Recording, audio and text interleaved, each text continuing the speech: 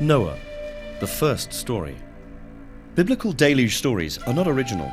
The Hebrew authors of the Bible are credited for discovering and deciphering the 11th tablet of the Sumerian Epic of Gilgamesh by the British Museum's George Smith. The Babylonian deluge myth originates from Sumerian mythology. Arno Pobel published a fragment comprising the lower third of a 6-column Sumerian tablet in the Nippur collection of the University Museum in 1914. Its contents are primarily devoted to the story of the flood. Although scholars have been looking for additional deluge tablets, no further fragment has been found in any museum, private collection or excavation. Even though Pobel is our sole source, the translation he prepared is still rudimentary and standard. A lone tablet containing the contents of a flood episode is notable, not just because of that episode, but also because it is primarily about flooding. The same holds for the passages preceding and introducing the deluge's story. These passages impact Sumerian cosmology.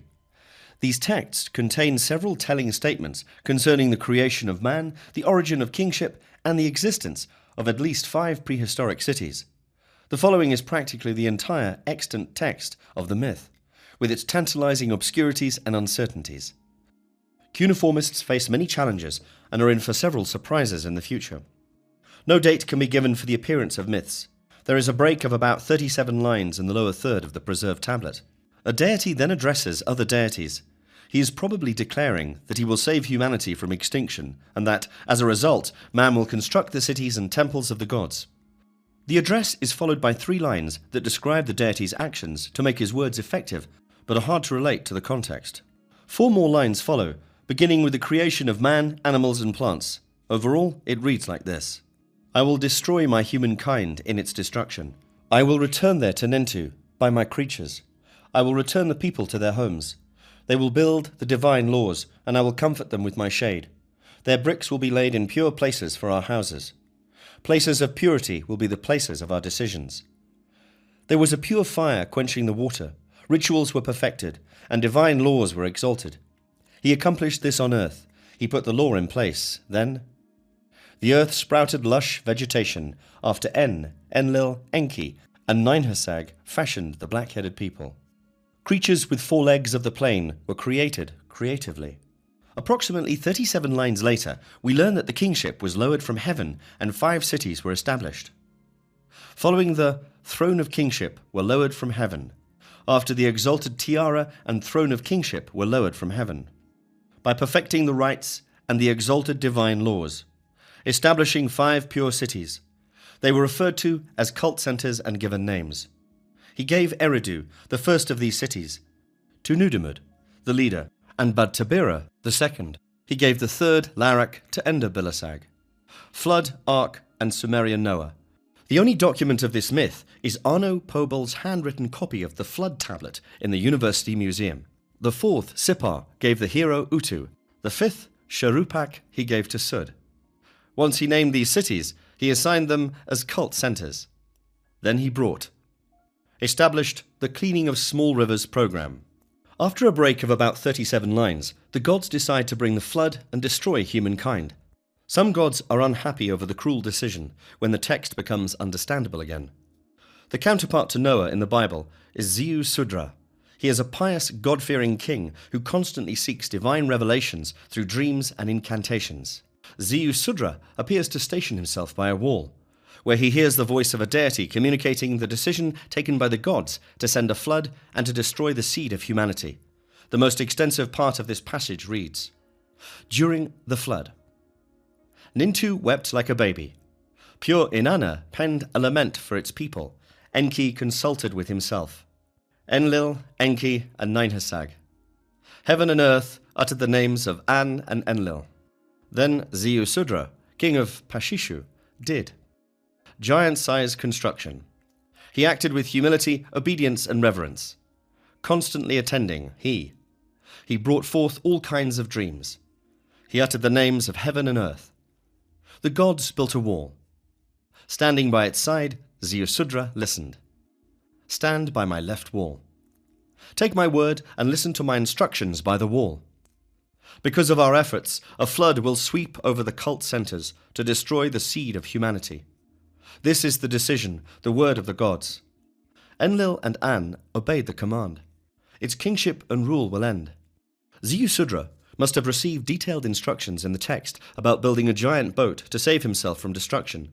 Sadly, this is missing because of another 40-line break. Upon rereading the text, we find the flood had already raged in all its violence over the land for 7 days and nights. As the sun god Utu returns, bringing his precious light everywhere, Ziusudra prostrates himself before him and offers sacrifices. Read the lines below. Violent windstorms and floods swept over the cult centers. After the flood had swept the land for 7 days and 7 nights. Storms on the mighty waters had tossed the boat about. He shed light on heaven and earth. Ziusudra opened a window to the vast boat. As a gift, Atu brought his rays into the giant boat. King Ziusudra protested before Utu. The king slaughters a sheep and an ox. Again, there is a break of about 39 lines here. The last lines of our text describe Ziusudra's deification. He was given eternal life when he prostrated himself to An and Enlil and was transferred to Dilmun, the city where the sun rises. Anu and Enlil uttered breath of heaven, and breath of heaven, the breath stretched. From the earth, vegetation rises.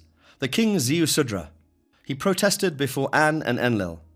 Ziusudra was cherished by An and Enlil. It gives him a lifelike appearance. The god they bring down for him will breathe forever. Afterward, Ziusudra the king, the keeper of the names of vegetation and the seeds of humankind.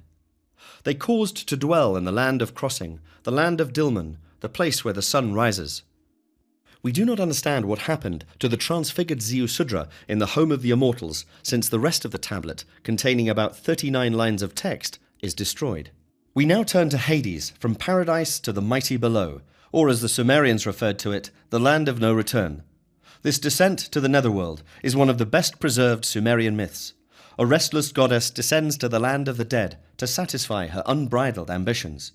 This provides a rare parallel with one of the most significant New Testament themes. In recent years, many historical and scriptural findings have been revealed that were not included or misrepresented in the canonical Bible. When historical texts like the Book of Enoch, Nag Hammadi Gospels, and the Book of Jubilees are synthesized and correlated with existing documents, they provide a profound understanding of the beliefs shared in modern Western culture. Our knowledge of Middle Eastern history is enriched by ancient writings not part of the canonical Bible. This has had a powerful effect on Western thought. In the deserted plains of Mesopotamia lie hidden scrolls hidden in remote caves, cuneiform tablets covered by the sands of time, and monuments aligned perfectly to the solstice and equinox. Documents from this period predate the canonical Bible for thousands of years. The story's origins and influences are exposed here. It is surprising to learn that Noah lived in Shuruppak, the Sumerian capital of the city of Noah. He was reasonably well educated in his account of the period he lived. The king of Uruk visits Noah in the Epic of Gilgamesh, one of the longest known stories involving the king of Uruk. During the conversation, he discusses some matters that concern both of them. Sumer is a land between two rivers, the Tigris and Euphrates, at the southern end of Mesopotamia. Abraham was born there. Once the covenant was made between Abram and the Lord, he became Abraham. He had been called Abram before that. The Lord told Abram in Genesis chapter 12, verses 1 to 4, "The time is near for you to become the father of many nations." Genesis. "Follow me to the Anunnaki land. Leave your Anunnaki country, your people, and your father's household. I will show you. You will become a prosperous nation, and I will bless you. Your name will become famous, and you will be blessed. Those who help you will be blessed, and those who curse you will be cursed, and all Anunnaki on earth will be blessed through you."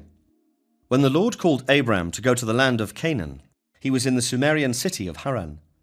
Abram was born approximately 1433 BCE in the Sumerian city of Ur. Terah, his father, was an artisan and a priest in the local temple. His brothers Nahor and Haran also lived there. Abraham is preparing to leave for Canaan when he is in the city of Haran. "The Lord brought you out of Ur of the Chaldeans to give you this land." Isn't the God of Abraham, Isaac, and Jacob also the God of the Israelites, the God of the Old Testament? Abraham's God also had another name in Sumer besides Jehovah, Yahweh, and El Shaddai, which he used in one of his temples in the city of Ur. Another notable document from Abraham's region and era, the Atrahasis, mentions Abraham's deity by name. This Sumerian deity also worshipped brother and sister gods in Mesopotamia and the surrounding regions, according to the cuneiform Anunnaki tablets found in Ur and many other pre- and post-diluvial cities along the Tigris and Euphrates, including Sippar and Nineveh. As well as Abraham and Noah, these deities had a close relationship with them. Can we identify them? Considering Abraham's god's history as a Sumerian deity with a temple dedicated to him in Ur of the Chaldeans, what should we make of it? Early church authorities, particularly the Roman Catholic Church, controlled and channeled funding for early archaeological studies. In 325 AD, the same institution issued a mandate to only fund archaeological explorations consistent with the story told in the canonical Bible. As curiosity grew, secret books and artifacts, codices, cylinder seals, Sumerian tablets and monuments inscribed with cuneiform gave up their secrets to disenfranchised seekers.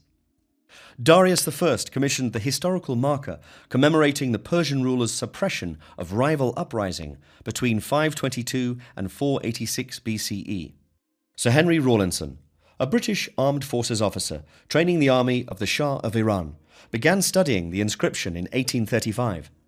Sir Henry Rawlinson, who recorded and decoded 3 distinct languages he discovered in 1835, chiselled into the cliffs of Behistun, modern-day Iran. As Behistan's name was anglicised as Behistun, the monument became known as the Behistun inscription. Rawlinson could copy the Old Persian inscription, despite its inaccessibility by climbing the cliff. Elamites were across a chasm, and Babylonians were 4 meters above. Both were out of our reach, and we are left with later. After obtaining a third of the syllabary, Rawlinson began deciphering the Persian text through Grotefend's work. Herodotus's list of Persian kings appeared in the first section of this text. Rawlinson cracked the form of cuneiform used for Old Persian by 1838 by matching names with characters. He presented his results to the Royal Asiatic Society in London and Paris.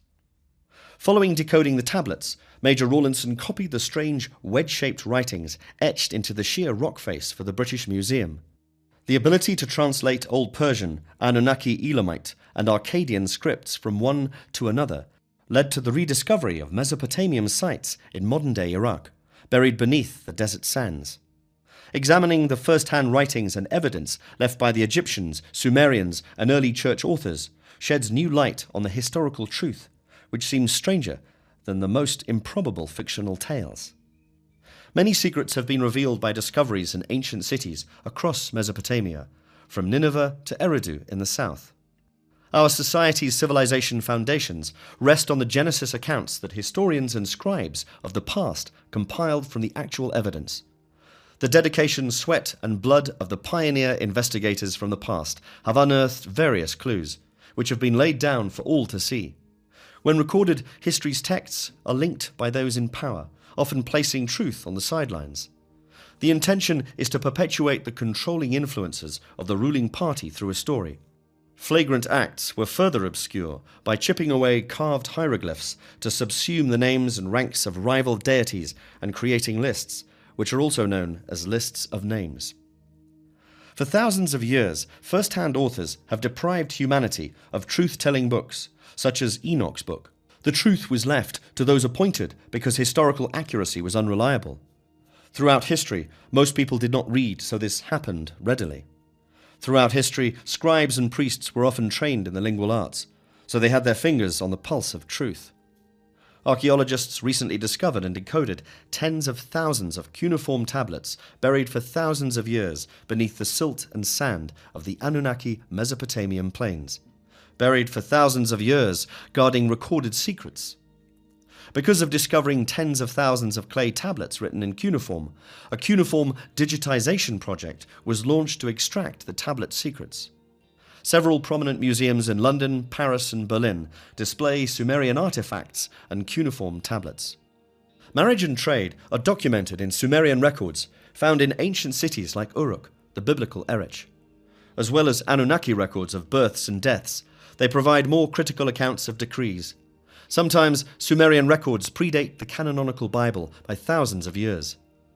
The differences between the first-hand historical records and those composed by societal victors allow one to compare the current basis for cultural and social mores with their antecedent counterparts from different cultures toward a synthesis of those perspectives. As described in specific detail in the Book of Enoch, Noah's mystifying birth was stranger than fiction. According to some sources, Noah's father was not Lamech, as described in Genesis chapter 5, verse 28, but one of the Mesopotamian deities who saved him from the deluge. The Bible tells the same story, illuminating no Sumerian details. Ziusudra, aka Noah, lives in a reed hut in the old Babylonian flood story where the deity speaks to him. The Mesopotamian plains are warned of a flood by this deity. An exciting epiphany is revealed by analyzing birth records, genealogy tables, and deities venerated in Mesopotamian temples.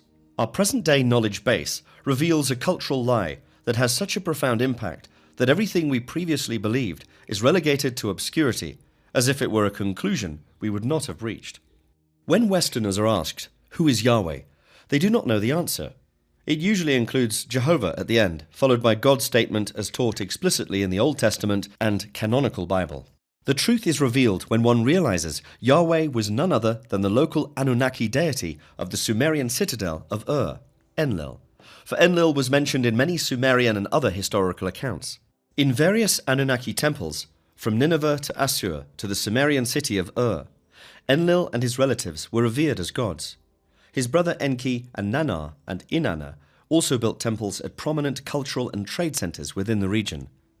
Unlike the Anunnaki, Enlil was not acting alone. He acted with others known as the Nephilim or Elohim in Genesis chapter 1 verse 26, where this confusing statement is made. Genesis: "Let us make a dapper in our image, in our likeness," says God. Noah, or Atrahasis, is a mythical creation story that links the same Anunnaki deities venerated in the temples of the Near East with Enlil Yahweh of the Old Testament and his brother Enki Adonai, the hidden us, in Genesis chapter 1, verse 26. Enki and his half-sister Ninma produce Homo sapiens, a primitive worker in a genetic experiment. Reading texts that predate the Genesis account over 1,700 years, such as the Atrahasis, clarifies the confusion caused by the plural statement us, our, in the biblical creation account. Extensive details are given regarding the results of clinical trials involving the archetype of the human species. Enlil's half-sister, Ninhasag, or Ninma, and his arch-rival and more scientifically inclined brother, Enki, conducted the trial in an African laboratory. Researchers recognize the level of knowledge required to discuss a topic such as genetic engineering in a document nearly 5,000 years old, which contains a much more detailed account of man's creation, one that makes much more sense in terms of technical and historical aspects, as opposed to the accurate description in the Bible, which is often complementary. Additionally, similar documents shed light on King Upnapishtim of Shuruppak, the biblical Noah, 600 years old when the world was flooded. Different names also identified many deities which appeared to span long periods. Akkadians named the excellent god Sin, after whom the Sinai Peninsula was named Nanna, the moon god, son of Enlil, after various Sumerian cities, including and Haran. Inanna, his sister, wore a crescent moon symbol and had symbols throughout Mesopotamia. She was known to the Akkadians as Ishtar. Herodotus was a Greek historian from Ionia who lived in the 5th century BCE. It is still used today by Egyptologists to classify Egyptian civilization into dynasties. Egyptian priest historian Manetho seems to have agreed with Herodotus's division of Egypt's rulership into 3 dynasties, except that he included an additional era ruled by the gods alone instead of 3. According to Manetho, the first dynasty of Egyptian gods ruled for 12,300 years. Once again, we find astonishingly long reigns of the first Egyptian dynasty rulers.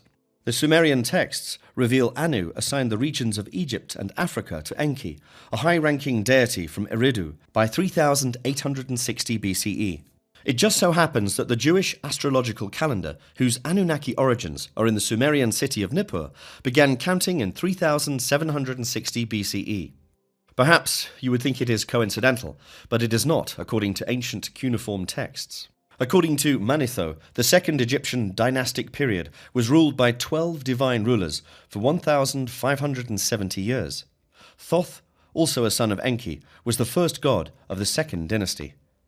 Egypt was ruled for 3,650 years by 30 demigods. Scholars believe the Pharaonic dynasty began around 3100 BC and lasted 350 years. It had its capital in Memphis, or Men-Nefer in Greek. Where did these deities come from? The Sumerian kings list further complicates clues to the mystery. According to the records, some of the first kings of Sumer ruled for up to 28,800 years. That is almost unimaginable. The deities worshipped in Mesopotamian temples taught all aspects of civilization to the Sumerians by the deities worshipped in Mesopotamian temples. Besides creating the zodiac, Sumerian deities knew the Earth's equinox orbital plane, tilt axis, and spherical shape. During the Middle Ages, Europe possessed less detailed knowledge than Sumer did. Despite this, Sumer and his surrounding region produced many of the first inventions and advanced achievements of civilizations, including mathematics, meteorology, and law codes. Various traditions describe sin, including those associated with Assyria, and the crescent moon symbol found on flags and mosques associated with Islam. The Sumerian goddess Inanna was also known as Hathor in Egypt, and her name is well known and memorialized in many temples, including the Temple of Hathor, found in the wilderness of the deity Nannar-Sin. Mesopotamian people recognized Nannar-Sin as the moon god, and the Egyptian people had Inanna, also known as Hathor. The authors readily inscribed in baked clay the genealogy accounts of Nannar-Sin as the son of Enlil in the Sumerian records, and he was known as the moon god to the people of the ancient Middle East. History shows that Nannar-Sin had a large following in his cult centers, spread throughout southern Iraq to Syria, Turkey, and Iran. What is the meaning of Nannar-Sin? Nannar-Sin might be the deity that Muhammad encountered in the wilderness, a sacred center for the religion of Islam. The Kaaba stone in Mecca, Saudi Arabia, was initially dedicated to the moon god called Allah there. The mere act of replacing one proper noun results in replacing another, especially with a deity's name. A new epithet replaces the old one. Comparisons between the Sumerian storm god Enlil in Lamentations of and the god of vengeance in the Old Testament prove this. Being witnesses to the Sumerian deity Enlil, whose origins were mysterious, but whose daily existence had been recorded and witnessed by the biblical patriarch Abraham and people of the city of become the Anunnaki City One of the mountain El Shaddai. In the end, Jehovah became a fantastic discovery to the people of Israel that connected the gods of Sumeria with at least one of the gods of the Old Testament. Better-known gods were worshipped elsewhere in the region, like Enki, Aka Aharu Mazda, as he was known as the god of light and wisdom. Allah replaced Ahura Mazda, aka Nannar-Sin, when Arab conquerors overthrew the Persians in 633 BCE, headquartered at their spectacular capital at Persepolis. In 644 BCE, the Arabs invaded and caused the Zoroastrian faith to decline. Egyptian and Sumerian cultures frequently subsumed names and epithets to solidify power and authority.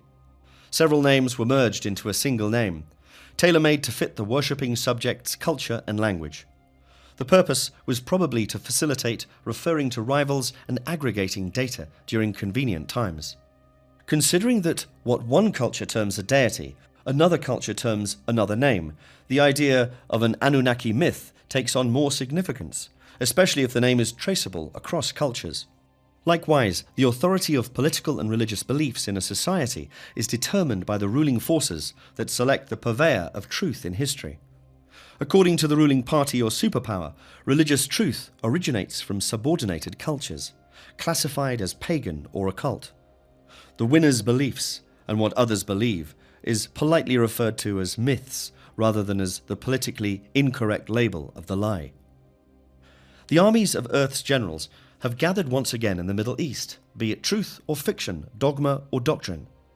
In the Anunnaki Gods trilogy by Zechariah Sitchin, Enlil and Enki and their offspring are described as having battled. Could this explain the current conflicts involving Iran, Iraq, Syria and Israel? Will Enki's offspring disturb the destructive plan of his arch-rival Enlil, Zeus to the Greeks, and his warmonger son, Ninurta, Apollo to the Greeks? Jesus is rejected as the Messiah because he was the offspring of Enki, Jehovah's rival. This is the term An. Sumerologists interpret Una, Ki, means heaven to earth. The critical point is the connection between the term heaven and the planet of Anunnaki origin. Sitchin wrote about Nibiru in 1976 as detailed in the 12th planet. Additionally, according to Mesopotamian literature such as the Epic of Gilgamesh, Anu, the father of the critical players, Enlil and Enki, served as head of the Anunnaki Council of 12. Ni-bi-ru may be constructed from the digital cuneiform script using 3 syllables. Therefore, the Anunnaki came or were sent from Anu to the earth. When Enlil met Ziusudra on Mount Ararat, he called his race Anunna. Therefore, Anua is an alternative spelling of Anunna. Similarly, as shown in the previous example of Nibiru, the cuneiform script is assigned a unique set of uniform hexadecimal codes. It is imperative to look at the planet Nibiru with the word heaven, as used in the Bible when re-examining prayers like Our Father who art in heaven, which sheds new light on the Father in heaven, namely Anu. So the prayer had to originate among his descendants on earth, Enlil, Enki, Ninma or Ninhursag. Why did the Anunnaki leave Nibiru to come to earth? Nibiru orbits the Sun in an elliptical retrograde orbit 3,600 years beyond Pluto. According to maps found in Anunnaki lands and reports from the IRAS Naval Observatory, Sumerians lived on a brown dwarf in Nibiru. Mount Graham's intense Catholic focus uses the Lucifer scope to watch for Nibiru's arrival. Nibiru has already arrived. Why would an advanced civilization on Nibiru send a team of scientists to Earth? Political struggles for power were ongoing, and environmental pressures attracted the attention of the ruling council of Nibiru. Brown dwarfs do not receive enough solar radiation to maintain a habitable surface temperature as the Earth does, given its optimal distance from the Sun. Nibiru's atmosphere was created artificially or by gases and steam released by its geothermal heat. A planet in its outer orbit is frequently exposed to shallow levels of direct solar radiation. During the close perigee, the atmosphere receives the most significant radiation dose. Sitchin's published history timeline states that approximately 450,000 years ago, life on Nibiru faced extinction because of a deteriorating atmosphere and radiation exposure. The situation was dire during Nibiru's close perigee with the Sun. In Nibiru, Anu wrests control of the kingship from the unjust ruler Alalu, which led to his exile. Alalu escapes in a spacecraft and discovers gold on Earth in anticipation of his exile sentence. During Alalu's veiled attempt to save Nibiru's atmosphere, he uses his precious metal discovery as a peace offering. The ionized shield will shield the planet from solar radiation by dispersing ionized gold particles into the planet's degrading atmosphere. Enki, Anu's scientifically minded son, is dispatched to assess the chance of recovering Alalu's reported gold from Earth. Enki departed for Earth approximately 5,000 Earth years later, 455,000 years ago, noting that a Nibirian year equals 3,600 Earth years. According to Sumerian records, the first city colonized by the Anunnaki was Eridu, in the Persian Gulf headquarters, including the Sumerians' King's List. Enki and a small group of support staff began prospecting for gold in the waters of the Gulf soon after arriving on Earth. Anu sends his younger son, Enlil, to help Enki speed up the gold recovery process. Enki and Enlil invited Anu to Earth to guide the arduous mining task, given the infrastructure required to crush rock and process gold-laden ore. Enki moved the mining operation from the Persian Gulf to the Zambezi River in South Africa, where the ore was mined. Anu arrived on Earth approximately 450,000 to 360,000 years ago, and his son Enki informed him of the current status of gold mining on Earth.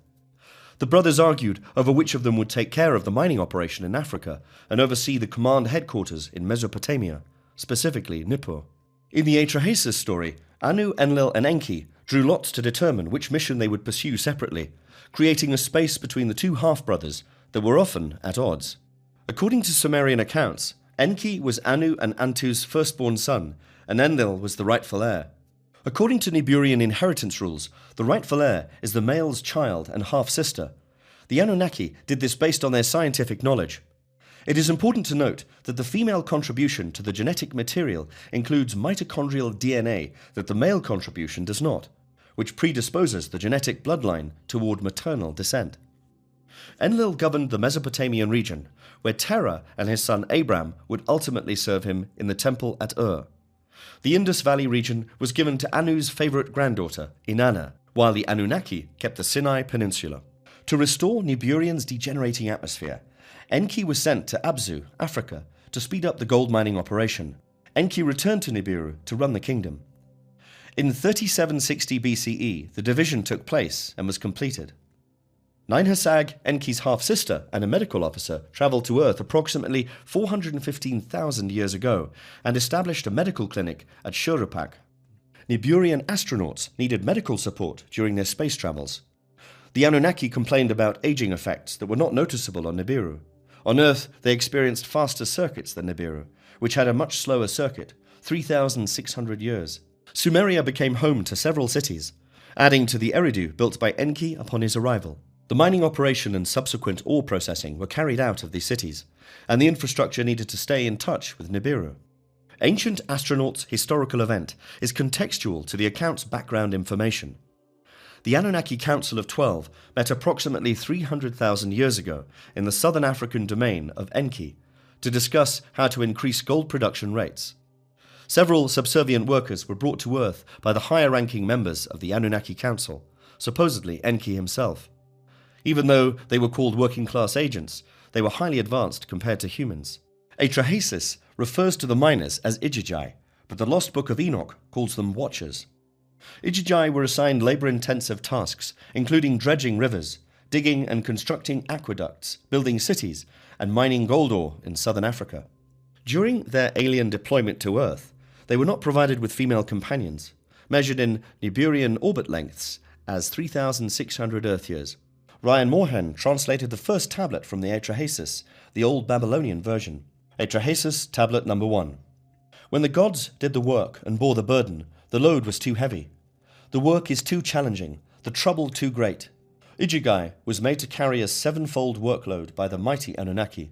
Their father Anu was the king, their counselor, warrior Elil, chamberlain Ninurta, the canal controller Anuji. As soon as they gained Anunnaki lands, after casting lots, the gods decided. Anu ascended into the sky. Elil also took the earth for his people. Elil also took the bolt that bars the sea. Enki was assigned a too far-sighted task after Anu ascended to the sky. The gods of the Aspu had descended below, the Anunnaki of the sky. The workload was put in Igigi. Igigi dug canals. The Igigi dug out canals, the lifelines of the land, to clear the channels. Clearing the land's lifelines, the channels, was necessary. The gods dug the Tigris riverbed. Then the Euphrates were dug up, settling down in the depths. The Apsu of the Anunnaki inside it raised its highest point of all the mountains. They carried the excess burden for 3,600 years, arduous work, night and day. Grumbling and blaming each other, they groaned. They groaned under the weight of the excavated soil. I would like to engage the chamberlain. Get him to relieve us of our tedious work as well. The Igigi, summarizing the key points of the first tablet, surround Enlil's encampment and demand to be relieved of their excessive workload. On Nibiru, Enlil and Enki's father, Anu, are summoned for advice and counsel. Enki is also invited to help find a solution to the unrest in the mines. The Igigi gold miners are temporarily appeased with promises of work relief. As a replacement for the Igigi gold diggers, Enki and Ninhursag, his half-sister, design a genetically engineered primitive worker. We will introduce the reader to evidence that supports Anunnaki's presence on Earth. Anunnaki Evidence on Earth. Are there any physical signs the Anunnaki were here on Earth? The categories of evidence examined include astrological, technical, documentary, and biological evidence.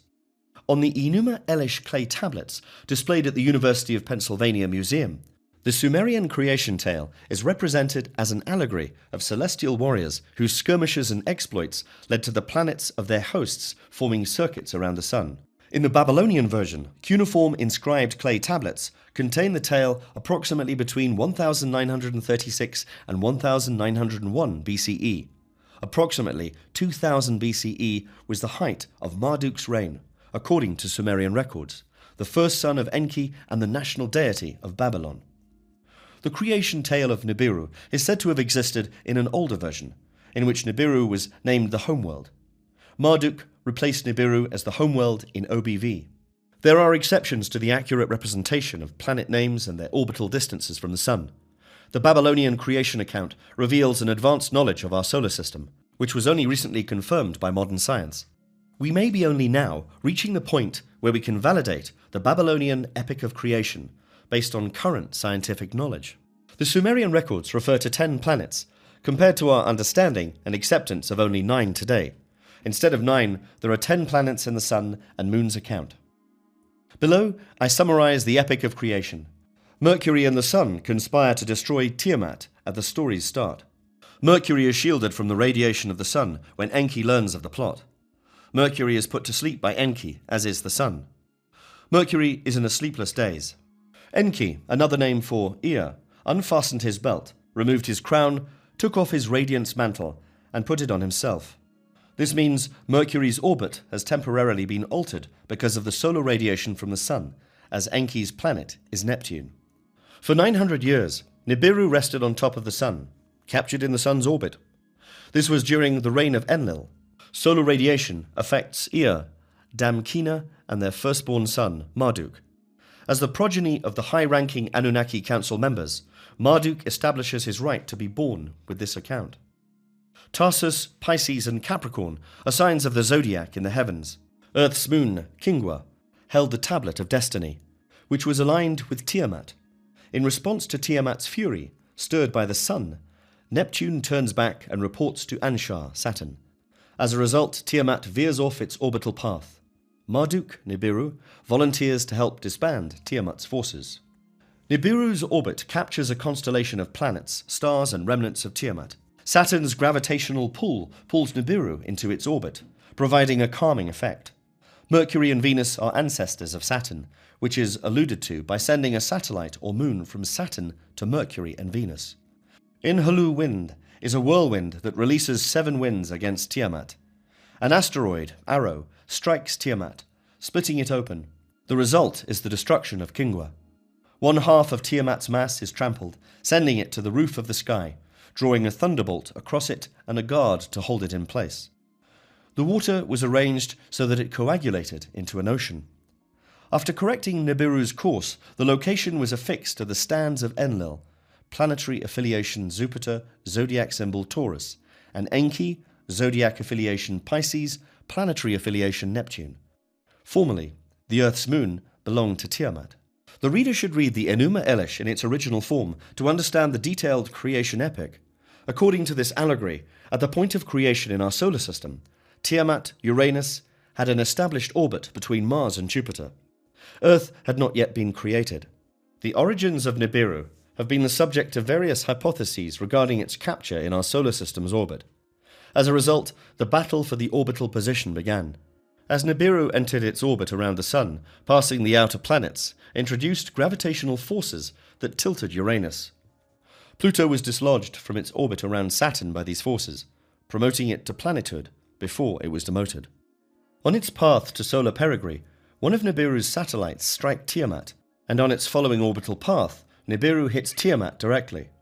A large portion of Tiamat broke off to become the Earth, with the remnant debris becoming the asteroid belt, currently positioned between Mars and Jupiter. When the Earth was in its present orbit, it congealed into a solid planet, capturing Nibiru's moon as its own. The Anunnaki Creation account, read every spring in Babylon, seems to corroborate some modern scientific analysis of Earth's rifts in the Pacific and its colossal moon. It is an accidental panspermia instead of the one proposed. According to him, intelligent beings intentionally seeded planet Earth with alien life forms. The seeds of life could also have been transferred to Earth by an impact from Nibiru. Another planet in our solar system is the Anunnaki's home planet of Nibiru, whose apogee is beyond Pluto, in a 3,600-year retrograde orbit around the Sun. Dr. Robert S. Harrington, the former chief of the U.S. Naval Observatory. Pluto and its moon Charon were discovered by Tombaugh in 1930 and 1978, respectively.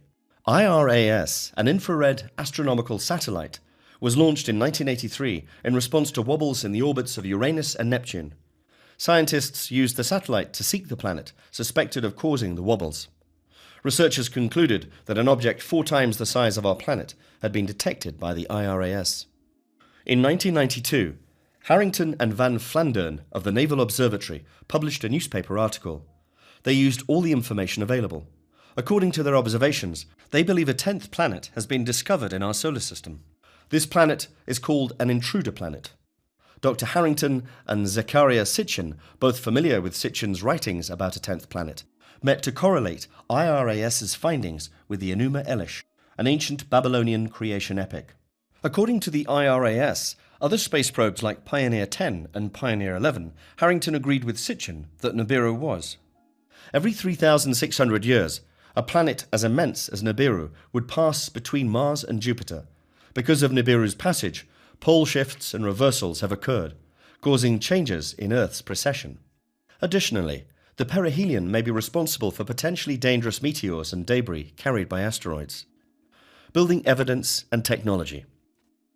It is easy to find unusual artifacts around the world, especially those that seem to contradict the known capabilities of the civilization.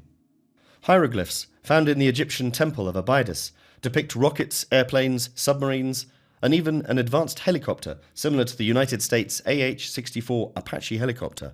Baalbek, Lebanon, has the trilithon stones. For building materials, why choose the most challenging one? Large blocks of stone weighing 1,000 tons or more. Likely they did so because they could, and it was easy for them. Among fascinating discoveries was the Temple of Hathor atop the biblical Mount Sinai. The temple contained a strange substance created by smelting gold. This find was the rediscovery of monoatomic gold by David Hudson. The massive stone blocks used in temple construction may have been moved using these anti-gravity superconductors. Furthermore, there is evidence that the Anunnaki of a chosen bloodline consumed the monoatomic gold as conical bread cakes depicted on Hathor's temple walls. The short orbital cycles on Earth damaged the Anunnaki DNA. Specifically, the telomeres were damaged by proximity to the Sun. Because of the multi-pass annealing process applied to the smelting gold, ingestion of monoatomic gold acts to light up the human energy body and serve as a bridge to other dimensions. Antimony and other ingredients were added to the gold to turn it into a white powder and cause it to lose mass. Besides model airplanes, incredible solar and lunar temples aligned to solstices and equinoxes, along with tens of thousands of Anunnaki tablets and written accounts of advanced beings teaching civilizing technologies to indigenous peoples, there is overwhelming evidence that the Anunnaki were here on Earth. Anunnaki astronauts left behind impressive remnants in ancient Mesopotamian cities such as Eridu, Babylon, and Uruk, where Gilgamesh reigned. The following evidence is listed. Baalbek defies current engineering methods. Gold mines carbon dated to the period that Enki was said to have been in Africa approximately 200,000 years ago. Sumerian baked clay tablets describe the Anunnaki, their mission, and personalities. At the University of Pennsylvania Museum, Enuma Elish has a very sophisticated and technically accurate description of celestial collisions. It describes our current solar system's composition.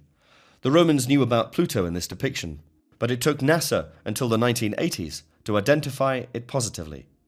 What made them realize this?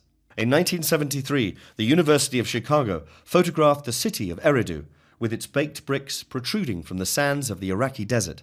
The Sumerian king's list confirms the city and king. This is where Earth Station 1 is.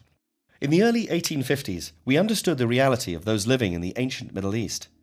Archaeological digs in Mesopotamia have brought the sophistication of the Sumerians to the world's attention.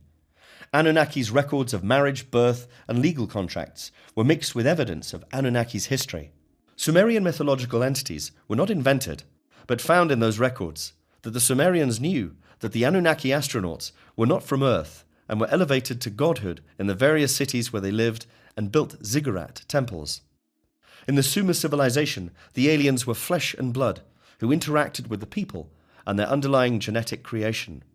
In Nineveh, Ashurbanipal's library was burned, preserving many clay tablets for antiquity.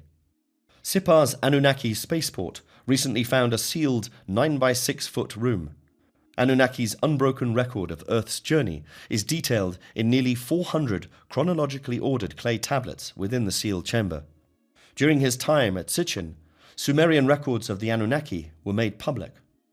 The information has only recently become accepted. Tablets have now been digitized to increase speed and accuracy. Atrahasis texts and Sumerian records point to Anunnaki gold mines in South Africa. Anunnaki gold was mined in Africa, according to the Sumerian Atrahasis document.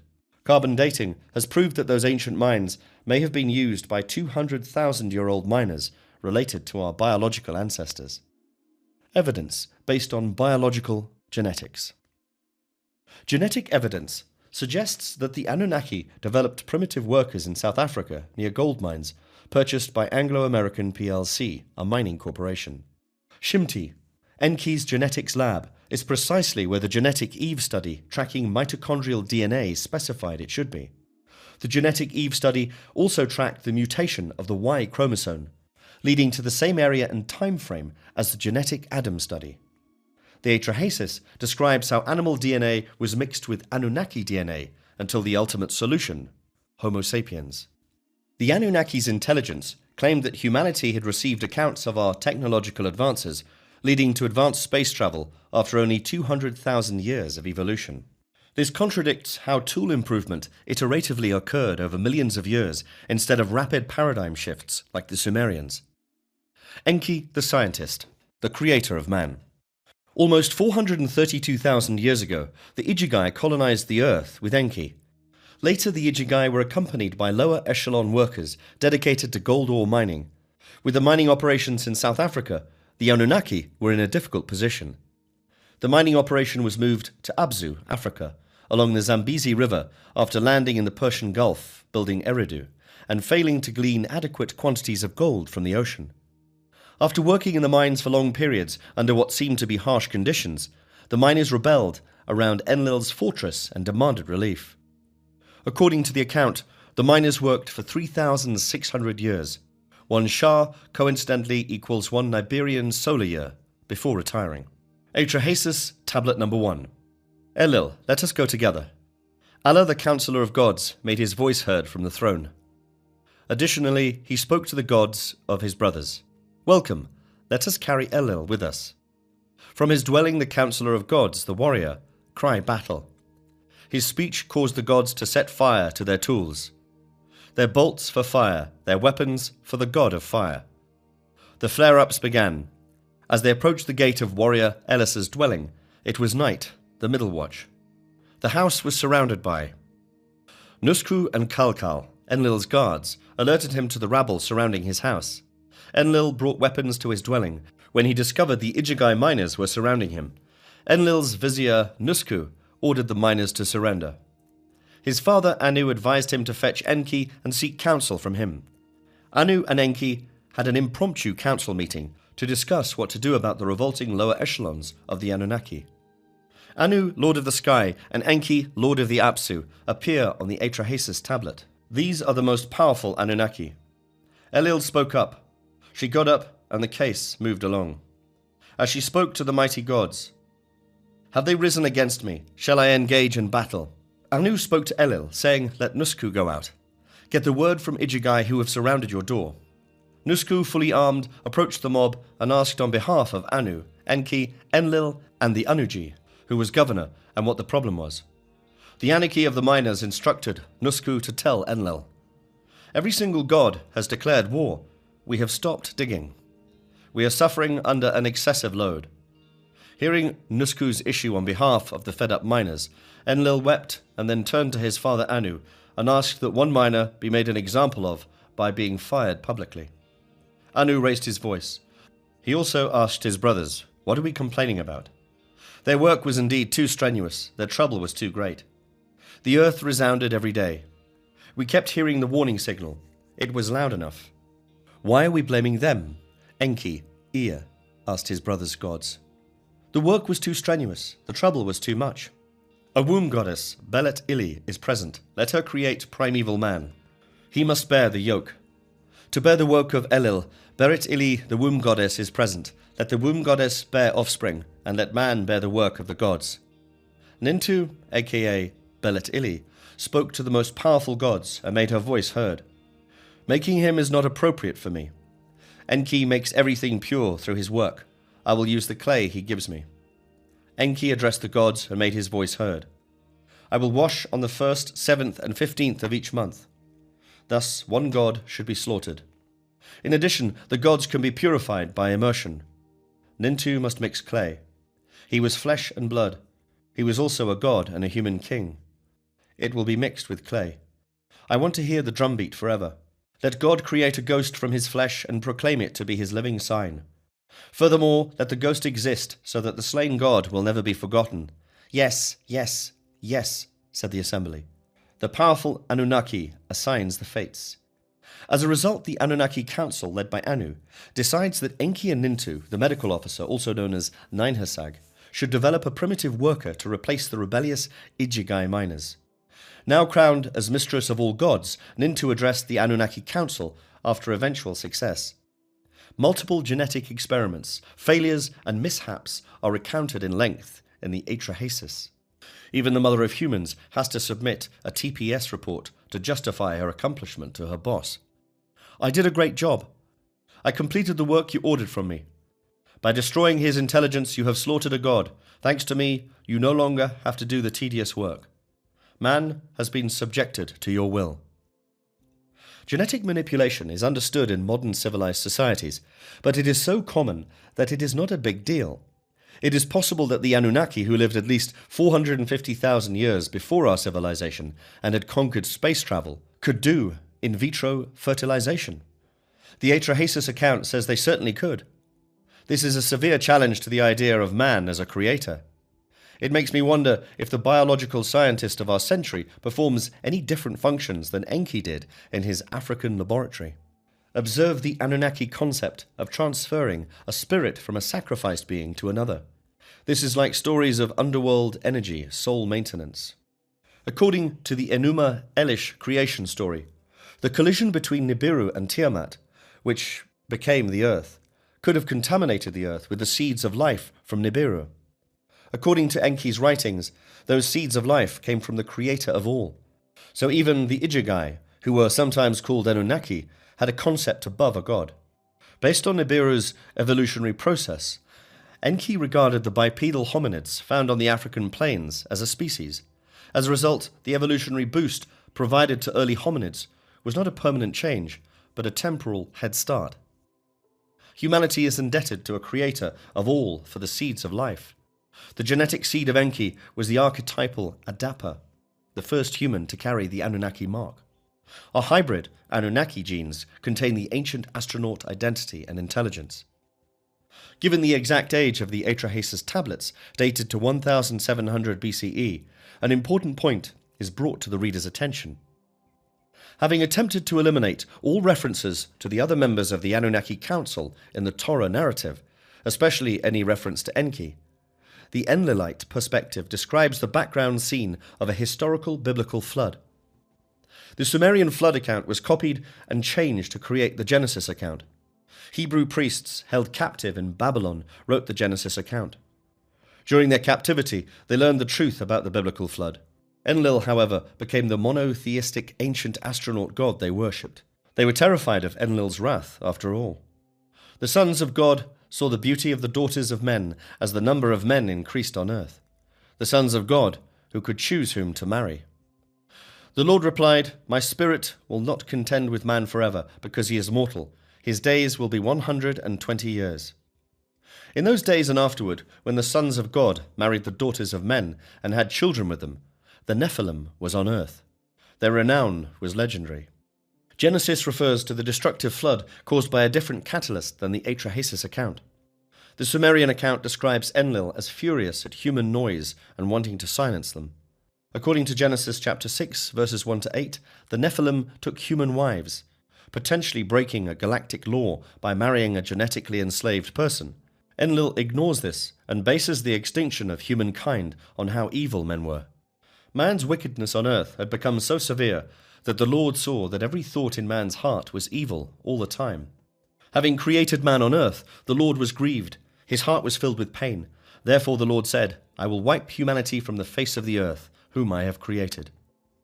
The Genesis account and the Atrahasis account can be compared. A casual observer should readily detect two bald-faced lies. In Genesis 6:5, Enlil does not have created humankind.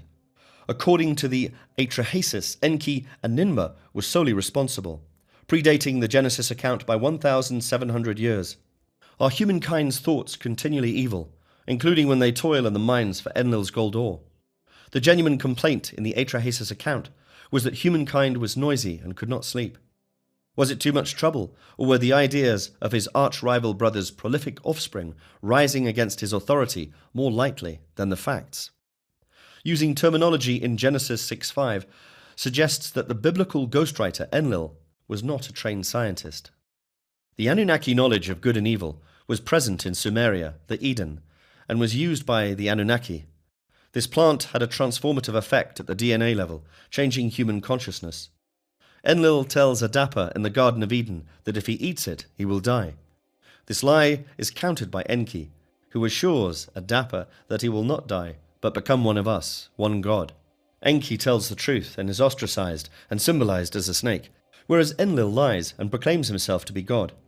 Enki's stated outcome of Adam not dying but realizing his nakedness proves a lie. Enlil did not want the seed of the knowledge regarding good and evil consumed for this very reason. His view was that access to higher consciousness should not be controlled. Unexpected genocidal acts followed Enlil's genocidal actions.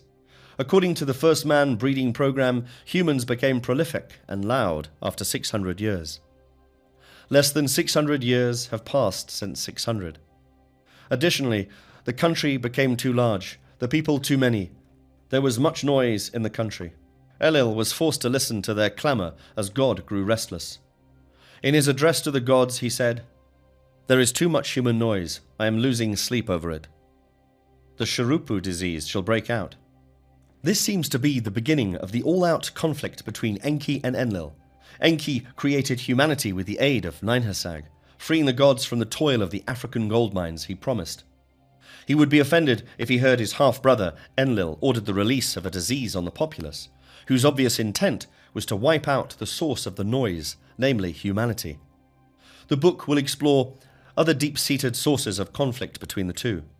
They included birthright, inheritance, and official rank. The Bible corroborates the timeline from the creation of the Adapa to where Enlil wanted to end them, namely 600 years later. Noah was around this age at the time of the flood. The floodgates of the heavens were opened on that day, in the 600th year of Noah's life. There were 40 days and nights of rain. Atrahasis contradicts the 40-day continuous rain in the Sumerian account, stating only 7 days. Also interesting is the age shown in Genesis 5 from Adam to Noah. Mahalalel's age is 895 years, and Jared's age is 962 years.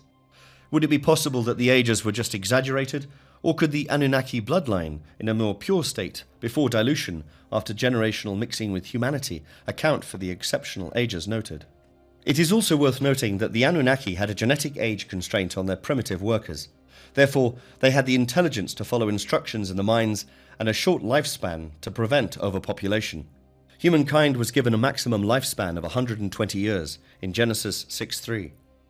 The Atrahasis account agrees with this. The oldest person recorded in history was Miss Jean Calment, a Frenchwoman who lived from 21st February 1875 to 4th August 1997. She was 132 years and 184 days old. It appears she broke the Anunnaki genetic mold by a small amount, namely 2 years and 164 days. Despite the multitudes of species that have lived on Earth, the 120-year genetic design target appears to have worked well. Atrahasis establishes a close relationship between Atrahasis and the mighty god Enki near the end. According to the genealogy in the Lost Book of Enoch, Atrahasis was the son of Enki and Batanash, the wife of Lamech in biblical times. Atrahasis, Enki's son, coordinates a rebellion among humankind, instructing it on how to perform a peaceful protest and shame the powers, Enlil, into ceasing the punishment by Sharupu disease, whatever it was.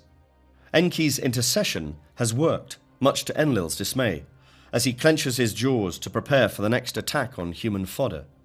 Enlil orders a revolutionary, genocidal tactic. Enlil addressed the most powerful gods. "I am losing sleep over humankind's noise. I am losing sleep over their racket. Stop supplying food to the people. Let the vegetation be too scarce to satisfy their hunger. Adad should wipe away his rain. Iskur Adad is Enlil's son. Let no floodwater flow from the springs below. Let the wind sweep, strip the ground bare, and let the clouds gather, but no rain. Nisaba should stop up her bosom if the field yielded a diminished harvest. They will never be happy. In the same way, Enki runs intercession on behalf of the people, teaching them how to manage the ill will of his half-brother, Enlil. Enki demands the people resist by not praying to their goddess and shaming Iskar Adad to prevent rain on the crops. Enki's intercession again works, but only temporarily. In his multi-pronged assault on humanity, Enlil persists. He sends other diseases to silence them. Humanity was afflicted with sickness, headaches, Shurupu, and Asaku diseases. Nisaba turned away from her breast as the yield of the field decreased, as the dark fields turned white, as the broad countryside bred alkali, the earth clamped down her teats. Nothing sprouted, no grain grew. A baby could not get out of the womb because it was too tight. The people were inflicted with Asaku. By the end of the second year, the storehouse was empty. During the third year, the storehouse was still empty. Is this correct? Starvation changed the looks of the people. After the fourth year, their well-set shoulders slouched, their upright shoulders bowed. Often people walked out in public, hunched over. As the fifth year approached, her daughter would watch her mother come in. Even a mother would not open her door to her eldest. The eldest daughter would watch the scales at the sale of her mother. When her daughter turned 6, a mother would watch the scales at the sale of her daughter. They served up a daughter as food. They served up a son. Atrahasis again seeks his lord Enki to protect himself and what is left of humankind from the genocidal onslaught that Enlil has brought. This request for help once again leads to conflict between the two brothers. Enlil, unhappy with the destruction and disease he has brought to humanity, orders Enki to manufacture a flood to wipe out the remaining humans. But Enki refuses. The Anunnaki could manipulate the weather with technology like HAARP, but it is not clear in these circumstances that the Anunnaki caused the flood, but by gravitational forces wrought Nibiru's passing Earth, en route to a 3,600-year solar perigee. A tsunami generated by slipping ice sheets at the poles, potentially to wipe out Mesopotamia, was to be kept from man by Enlil. The Anunnaki caused the flood by using a flood weapon, or expecting its arrival based on perturbations in the heavens, but Enlil took credit for it to increase his perceived power to punish. The strange deeds and attitudes specified in the Atrahasis account of Enlil and his crimes against humanity should strike a chord with wrath and vengeance. Because Enki was concerned for his son, Atrahasis, in anticipation of a planned or accidental flood event, he changed the oath he was asked to swear to the Anunnaki Council, not to warn humans of the impending floods and disaster. Instead of warning Atrahasis directly, Enki oversees his speech to the wall of the reed hut, where his son has taken refuge. Atrahasis is instructed to build a boat. Listen to me constantly, wall. Reed hut, pay attention to everything I say. Demolish the house, build a boat. Save living things instead of possessions, your boat. Roof it like an apsu, so that the sun cannot see inside. Build upper and lower decks, and the tackle must be robust. Bitumen is thick to provide strength. You will receive rain here. He filled the sand clock. The amount of sand needed for the flood was 7 nights' worth. As noted previously, it rained for 40 days in Genesis, versus 7 days in the Atrahasis.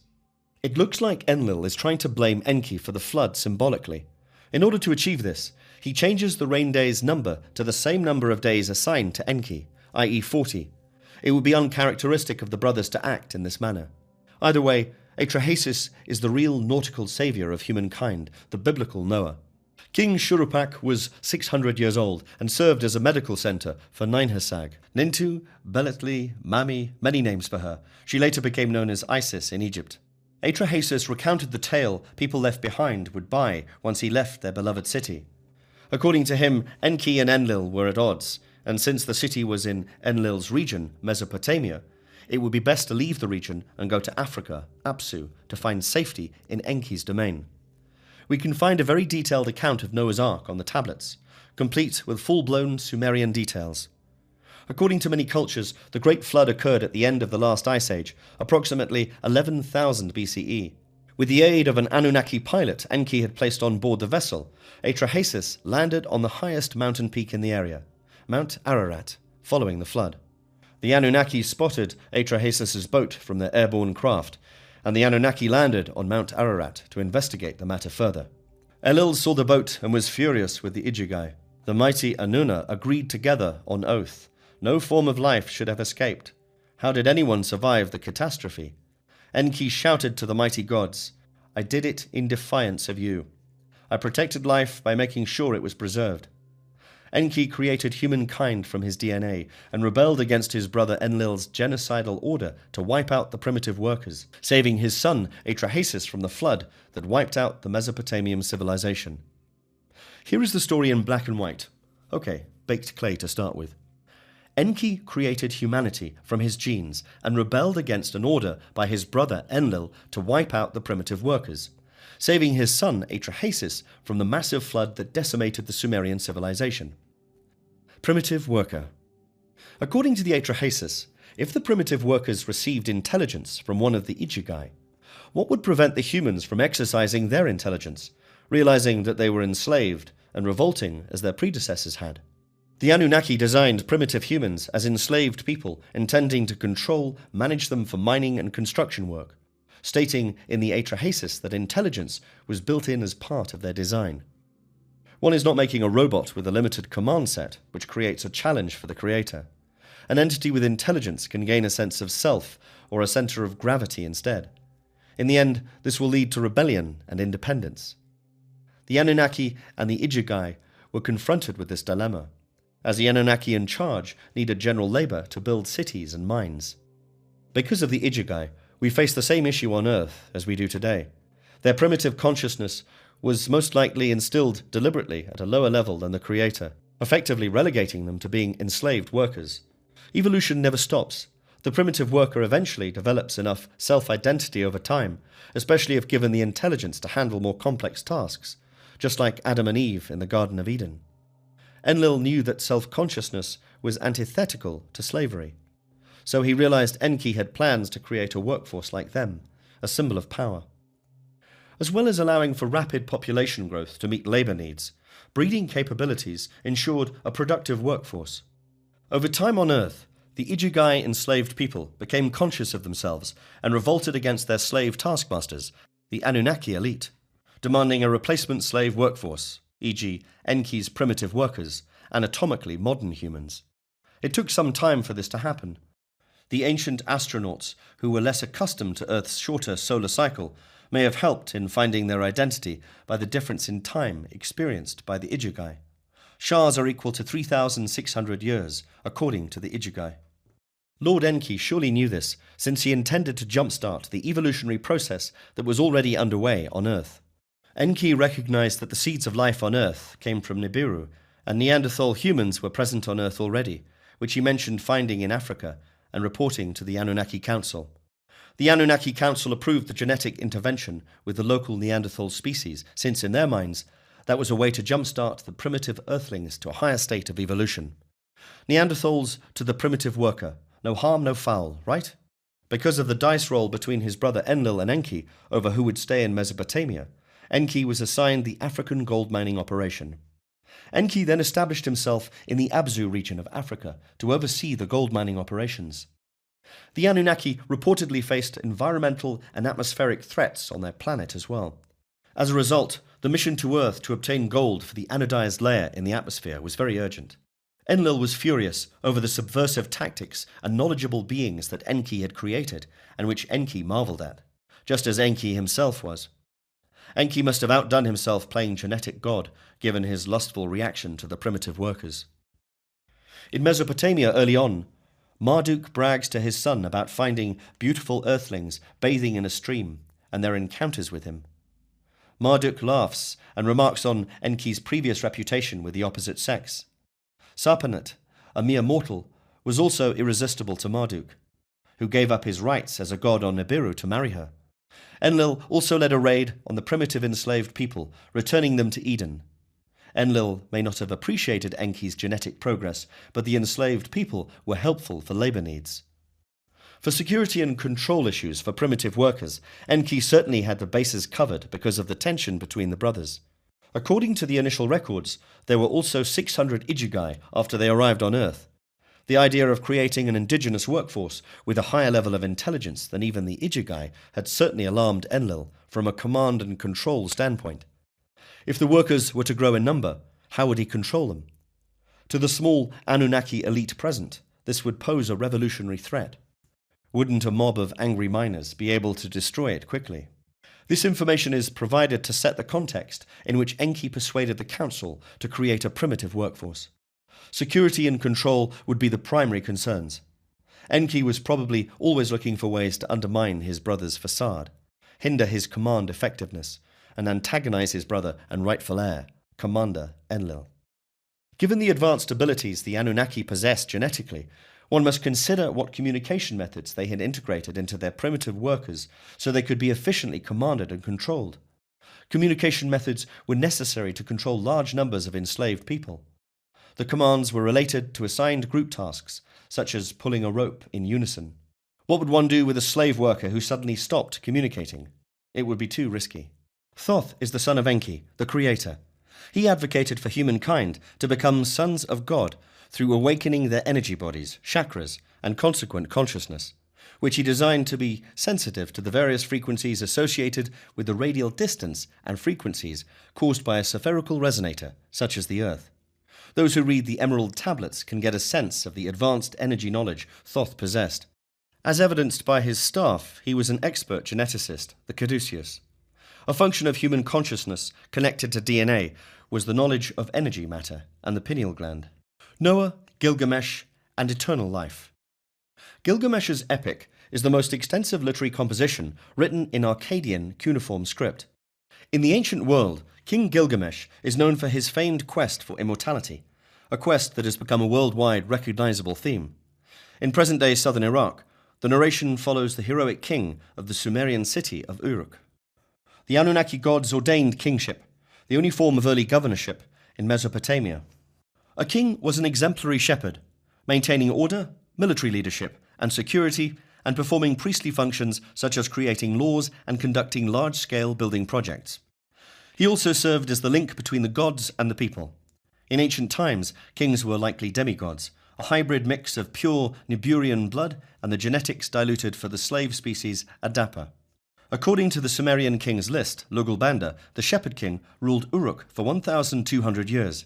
An ancient Sumerian text describes a romantic relationship between Lugalbanda and Ninsun, a full-blooded Anunnaki goddess. In Gilgamesh and Huwawa, the hero consistently says, "Under my mother, Ninsun, and my father, holy Lugalbanda." King Gilgamesh was therefore three-quarters pure Anunnaki blood. Gilgamesh may have been the king and father of Lugalbanda, but he was merely a human. Ninsun, as a full-blooded Anunnaki female, would contribute mitochondrial DNA to her offspring, making 344 Anunnaki. According to Niburian inheritance rules, the rightful heir will be born from the father and his half-sister, perpetuating the dominating effects of mitochondrial DNA. The table below depicts the first dynasty kings of Uruk. The lineage data shows Gilgamesh did not follow in direct succession after his father, Lugalbanda, even though he was king circa 2600 BCE and ruled for 126 years. He succeeded Dumuzi, a son of Enki. Unug was defeated, and the throne was given to Urim, Ur. In the late 2nd millennium BCE, many tablets relating to the Gilgamesh epic were found throughout the Middle East. Some tablets were found in Megiddo, written in Akkadian, while others were in Emar along the mid-Euphrates. There are versions in Akkadian, Hittite, and Hurrian, discussed in Hattusa, the capital of the Hittites in northern Anatolia. Nineveh was discovered in the 7th century during the Kassite kingship of Sennacherib. There is no record of the origin of the famous epic, but it presents the contemporary gods of Mesopotamia in the same way as the Atrahasis, including the members of the Anunnaki Council, Enlil, Enki, and Anu. During his reign as king, Gilgamesh knew humans created by Enki had a limited lifespan of only 120 years. For centuries, Gilgamesh's heroic and emotionally charged quest for eternal life appealed to the audiences in the entire region, just as it did to his Anunnaki predecessors. The sensitive king grieved over the loss of life and dreaded his death as a genetically defective individual. As evidenced by the long lives of the lucky king in Genesis 4 and the many deeds he performed in ancient Mesopotamia, demigods like the lucky king probably lived much longer than 120 years. Anunnaki was partaking of life-prolonging starfire gold to mitigate the effects of the rapid solar cycles experienced on Earth to prevent the degradation of telomeres. Therefore, the Anunnaki appeared immortal or to have everlasting life. It does not appear that King Gilgamesh had access to the same life-prolonging luxury. Because of his diluted Anunnaki blood, Gilgamesh knew he would not have the same eternal lifespan as Ninsun, his mother. Gilgamesh yearns for eternal life. The perks of being king are many. Gilgamesh had access to otherwise forbidden knowledge kept by astronauts in his backyard of Uruk, which must have been tantalizing for him. Inanna and Anu both had temples in Uruk. Anunnaki guarded the MEs, which were reported to number 94 in total. The information stored on ME tablets likely contained details about genetics and related to what appeared to be eternal lifespans for the gods. From this information, ancient astronauts developed civilization on a distant planet. Gilgamesh was well aware of the role genetics play in a long life, as evidenced by the longevity of the Anunnaki enshrined as gods and deified in Mesopotamia, and sought to obtain it for himself. Ziusudra, aka Atrahasis, Noah, and his family landed on Mount Ararat aboard the Ark, instructed by Enki, following the last apocalyptic deluge to hit Mesopotamia. As Enlil soared aloft with several other Anunnaki key figures surveying flood damage, he spotted Ziusudra and his Ark. He was furious that some humans had survived the catastrophe. The truth of his bloodline was revealed to Ziusudra later that evening, while he conducted an offering at an impromptu altar he built on site. Ziusudra's father was Enki, saving him from the destructive deluge. Ziusudra, who was only 50% pure in his Anunnaki lineage, was given eternal life during that meeting with Enlil. It is not completely clear what transpired on the mountain, but according to the Anunnaki writings, most likely it involved a council decision to provide access to a specific plant of life for the transformed and newly renamed Anunnaki club member, Utnapishtim. Anu visits Adapa in heaven. A Niburian host offered the bread of life and elixir to the enslaved mortal Adapa when Dumuzi and Ningishzida led them to meet Anu in heaven, Nibiru, as part of the ritual encounter. Adapa refused the bread and the elixir, following Enki's instructions. More than likely, these concoctions restored the DNA of the Anunnaki, perpetuating the natural renewal process. Considering the rapid aging of the Anunnaki, who worked in Africa's mines for long periods, the renewed process appears to have been copied or re-engineered on Earth. Gilgamesh sought a plant that would produce the same life-extending effects. After failing in his attempt to meet the gods, who were seen taking off and landing rockets on the massive stone platforms at Baalbek, Lebanon, King Gilgamesh devised a plan to find Enki's son. Gilgamesh could discover the secret given to him by Enlil atop Mount Ararat and achieve eternal life for himself if he could find the king of Shuruppak, known as Ziusudra, to the Sumerians, and Noah, to the readers of the canonical Bible. Ziusudra, aka Noah, was renamed Utnapishtim following his changed longevity status and allowed into God's private club on Mount Ararat. Gilgamesh had 75% pure Anunnaki blood. Ziusudra, however, only had 50%. Thus it seemed only fair that Ninsun's son, Gilgamesh, should be treated the same way. About 2600 BCE, this is the catalyst for Gilgamesh's epic tale and the background situation in Uruk. Noah meets Gilgamesh. King Gilgamesh finds the mighty flood exile Utnapishtim in his quest and gets him to reveal the location of the plant of life he seeks, which is harvested in the shallow waters of the ocean. Gilgamesh Epic, Tablet 11. Gilgamesh spoke to him, to Utnapishtim, the far-off. Gilgamesh looked at Utnapishtim. Furthermore, your limbs are precisely the same as mine. You are not different from me at all. Utnapishtim spoke to him, to Gilgamesh, saying, I feel the urge to prove myself against you. Gilgamesh, let me reveal to you a secret that has been kept for a long time. From this point on, Noah tells Gilgamesh a detailed account of what happened before, during, and after the apocalyptic flood. Compare this account in Genesis 7-9. This is a comprehensive account of humankind's origins. Gilgamesh Epic, Tablet 11. You know Shuruppak, a city in the Euphrates. When the most powerful gods caused a flood in that city, it was already old. Their father, Anu, was there. The warrior Elil served as their counselor, Ninurta as their chamberlain, Anuji as their canal controller. A far-sighted Ea swore an oath of secrecy to them. He repeated their speech to a reed hut. Man of Shuruppak, son of Ubara Tutu, dismantle your house and build a boat. Reed hut, brick wall, listen to me, reed hut, and pay attention. Rather than possessions, look for living things. Save lives by rejecting cattle. Put the seeds of all living things in the boat. when I realized and spoke with my master, Ea. My master, I have listened to the words you spoke in this way, and I will act accordingly. How can I explain myself to the city, to the men, and the elders? Elders? Ea, Enki, spoke up and said, I, his servant, was told to speak to them. Elil has rejected me, so I cannot stay in your city. Additionally, I cannot set foot on Elil's land again. My master Ea must stay with me in Apsu. According to this Tablet 11 snippet, Utnapishtim attributes his fate to Enki, who warned him about the impending flood, and Enlil, who blessed him with eternal life. Gilgamesh travels home with his prized prize plant by sea, after hunting for the heralded life plant with Utnapishtim and Uruk's king.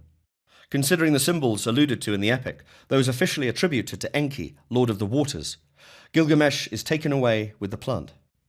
In Enki's original genetic design, humankind was restricted to a finite lifespan of 120 years. Gilgamesh was more than likely to live beyond the mortal lifespan limit, yet his destiny was not to be immortal like Noah and the gods. 2 demigods perished here on earth, heroes of old, men of renown described in the Hebrew-edited version of the Bible, New International Version. Alexander the Great of Macedonia, a similar old hero, suffered the same consequences as Gilgamesh. Genesis.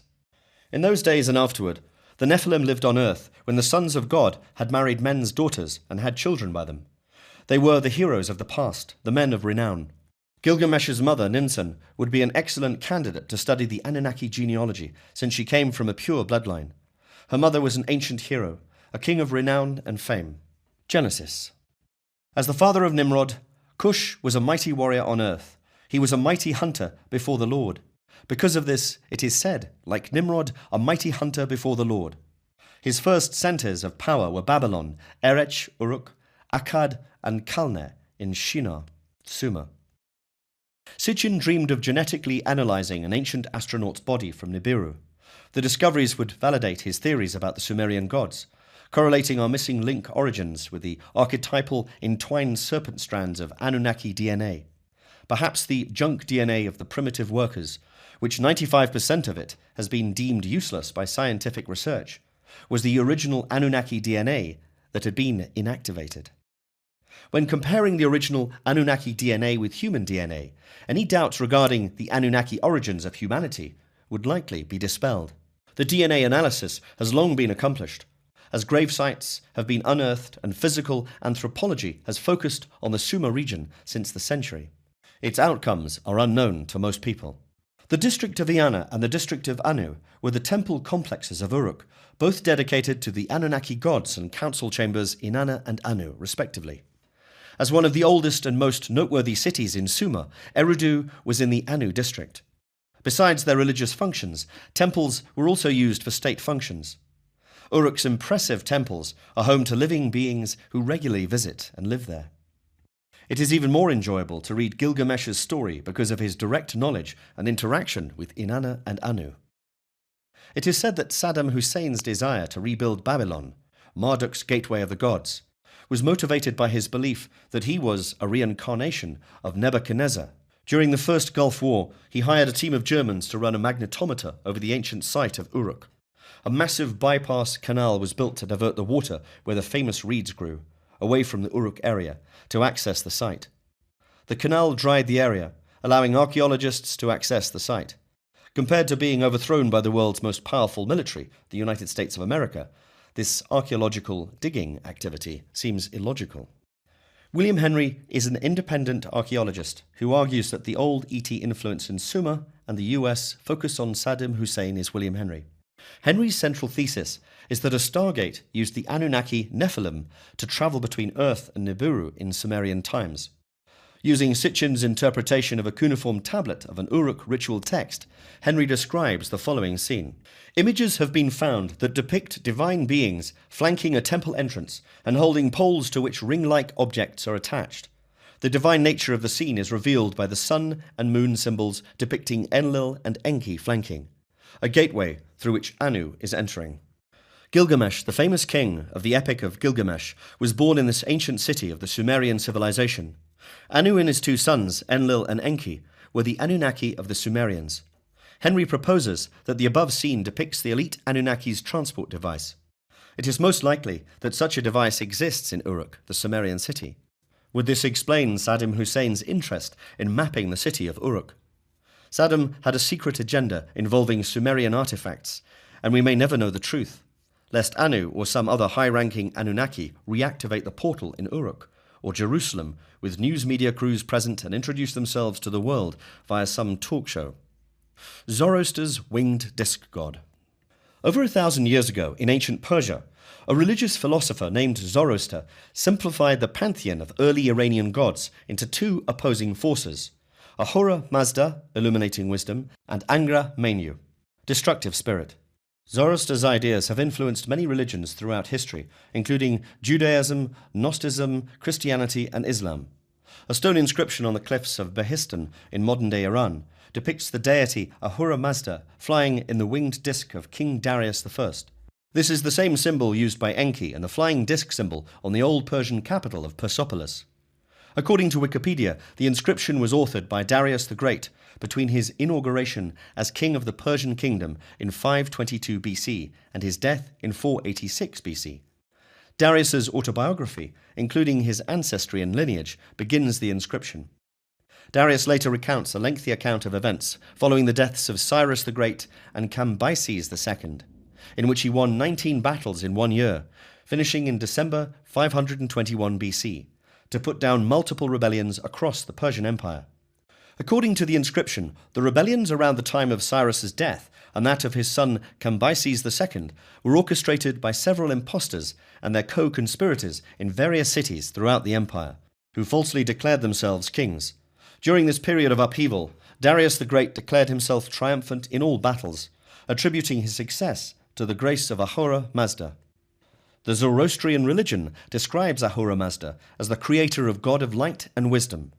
Angra Mainyu, the creator of all destruction, was his arch-rival. Readers should be shocked to learn that Ahura Mazda was Enki, and his half-brother Enlil played the role of the demon destroyer, the precursor of the Christian devil, Angra Mainyu. As a result, the Christian devil portrayed himself as God and demonized the actual creator, Ahura Mazda, as Satan or a snake. The latter biblical canon reflects the influence of Isis. For centuries, Zoroastrian served as many Iranians' national or state religion. Invasion by Alexander the Great led to the collapse of the Achaemenid Empire. With the decline of the Sassanid Empire in the 7th century, Islam further marginalized it. The new state religion in Persia is Allah's Islam instead of Ahura Mazda's Zoroastrianism. It was not long before the Enlilites rooted the remnants of their nemesis Enkiites from Mesopotamia after the Mesopotamian territory had been assigned to Enlil. Various Middle Eastern countries, including Iran, Turkey, and Syria, display crescent moon-adorned flags, showing that Enlilites are gaining strength. As the Chaldean dynasty took over much of their northern relatives' empire, Babylon enjoyed a brief but influential period of power and influence. The last king of Babylon, the Assyrian-born Nabonidus, paid scant attention to politics, preferring to obsess over the worship of the moon god and leaving the day-to-day administration for his son Belshazzar. Could Allah be Nanna Sin, Enlil's son, and thus the god of the crescent moon?